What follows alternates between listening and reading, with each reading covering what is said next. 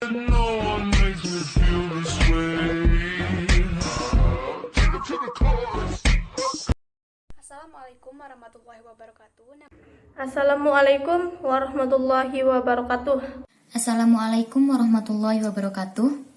Nama saya Baik Maulina Artati, NIM C1G0256, Prodi Agribisnis, kelompok 7. Perkenalkan, nama saya Dina Nopiani dengan NIM C1G020070, Prodi Agribisnis dari kelompok 7. Perkenalkan, nama saya Via Aulia Rizky, NIM C1G020083, kelompok 7 dari program studi Agribisnis. Kali ini saya akan membahas tentang aspek-aspek struktural masyarakat desa. Secara umum, istilah struktur dipahami sebagai susunan, sedangkan dalam Kamus Besar Bahasa Indonesia, struktur juga berarti susunan, atau cara sesuatu disusun atau dibangun. Sedangkan struktur sosial dalam Kamus Besar diartikan sebagai konsep perumusan asas-asas hubungan antar individu dalam kehidupan masyarakat yang merupakan pedoman bagi tingkah laku individu. Adapun jenis-jenis struktur, yang pertama yaitu struktur fisik desa. Struktur fisik desa yaitu suatu desa berkaitan erat dengan lingkungan fisik desa itu dalam berbagai aspeknya. Secara lebih khusus, ia berkaitan dengan lingkungan geografis dengan segala ciri-cirinya seperti iklim, curah hujan, jenis tanah, ketinggian tanah, tingkat kelembapan udara, topografi, dan lain sebagainya. Perbedaan ciri-ciri fisik ini menciptakan pula perbedaan dalam jenis tanaman yang ditanami, sistem pertanian yang diterapkan, dan lebih lanjut pola kehidupan dari masing-masing kelompok masyarakatnya. Pola pemukiman adalah berkaitan dengan hubungan-hubungan keruangan antara pemukiman yang satu dengan yang lain dan dengan lahan-lahan pertanian mereka. Dalam bentuknya yang paling umum terdapat dua pola pemukiman, yaitu yang pertama, pemukiman yang berdekatan dengan satu sama lain, dan yang kedua yaitu pemukiman penduduknya yang terpencar atau terpisah satu sama lain, dan masing-masing berada di dalam atau di tengah lahan pertanian mereka. Secara lebih rinci, Paul Halendis membedakan 4 pola pemukiman yang ia perkirakan terdapat di dunia, yakni yang pertama, the farm village type, adalah pola pemukiman di mana penduduk tinggal bersama-sama dan berdekatan di suatu tempat dengan lahan pertanian berada di luar lokasi pemukiman. Dan yang kedua, ada the nebulous farm type, adalah pemukiman di mana penduduk tinggal bersama-sama dan berdekatan di suatu tempat, tetapi terdapat penduduk yang tinggal tersebar di luar pemukiman. Yang ketiga ada the arranged isolated farm type, adalah pola pemukiman di mana penduduk tinggal di sekitar jalan dan masing-masing berada di lahan pertanian mereka dengan suatu trade center di antara mereka. Dan yang terakhir ada the pure isolated farm type, adalah pola pemukiman yang penduduknya tinggal dalam lahan pertanian mereka masing-masing, terpisah dan berjauhan satu sama lain dengan suatu trade center. The farm village type merupakan pola pemukiman yang paling dominan di dunia. Menurut Paul Halendis, pola pemukiman ini dengan beberapa perkecualian merupakan kecenderungan umum di timur atau di Asia. The farm village type ini memiliki karakteristik yang berbeda dengan dua pola pemukiman lainnya, antara lain memungkinkan terjadinya hubungan yang intim antar warga atau tetangga, kedekatan warga dengan berbagai lembaga, kedekatan teman bermain bagi anak-anak, memudahkan terjadinya saling tolong-menolong atau kerjasama antar sesama warga atau masyarakat. Singkatnya, pola pemukiman ini kaya akan kehidupan sosial. Yang kedua adalah struktur biososial. Sebagaimana yang telah dikemukakan di atas, sejumlah faktor yang menciptakan stratifikasi sosial di antaranya yaitu faktor biologis.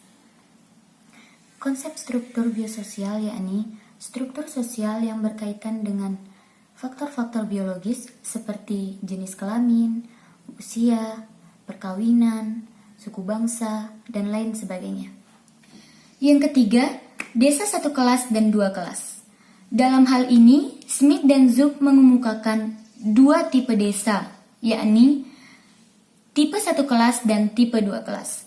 Secara garis besar, desa tipe satu kelas datanya digambarkan sebagai tipe desa yang kepemilikan lahan warganya rata-rata sama, perbedaan yang ada tidak bersifat senjang, sedangkan desa tipe dua kelas secara garis besar digambarkan sebagai desa yang di dalamnya terdapat sejumlah kecil warga yang memiliki lahan yang amat luas, dan sebaliknya, dalam jumlah besar, warga yang tidak memiliki lahan pertanian. Terdapat dua macam desa tipe satu kelas yang memiliki karakteristik yang berbeda. Pertama adalah desa tipe satu kelas yang rata-rata kepemilikan lahan warganya luas. Kedua adalah desa tipe satu kelas yang pemilikan lahan rata-rata warganya sempit. Sedangkan desa tipe 2 kelas cukup banyak terdapat di berbagai tempat dan merupakan pola tradisional di dunia ini. 4. Pelapisan sosial.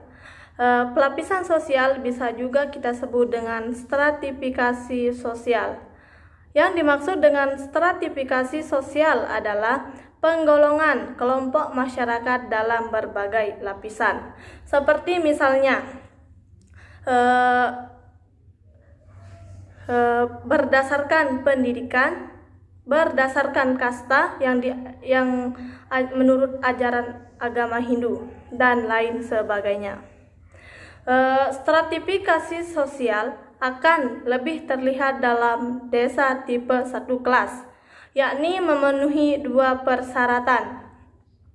Yang pertama, terjadi kesamaan dalam pemilikan tanah yang warganya tidak bersifat mutlak atau tidak bersifat tetap atau bergonta-ganti.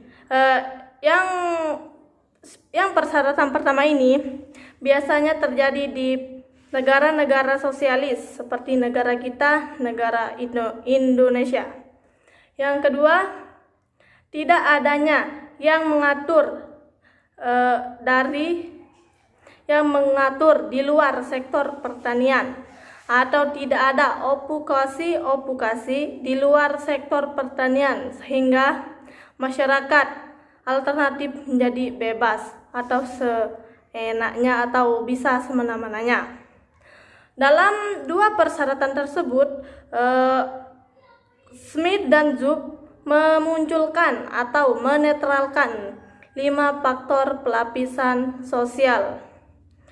5 faktor pelapisan sosial antara lain yang pertama, luas pemilikan tanah dan sejauh mana pemilikan tanah tersebut terkonsentrasi di tangan orang atau di tangan masyarakat.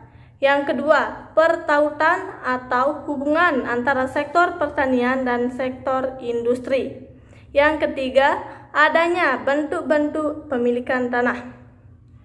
Yang keempat, jumlah perpindahan petani dari satu lahan ke lahan lainnya. Dan yang terakhir, komposisi rasional penduduk atau bahan pemecahan penduduk. Baik, hanya itu yang dapat disampaikan oleh kelompok kami. Sekian. Bila ada kekurangan mohon dimaafkan. Assalamualaikum warahmatullahi wabarakatuh. Go ahead, be gone with it. To the back.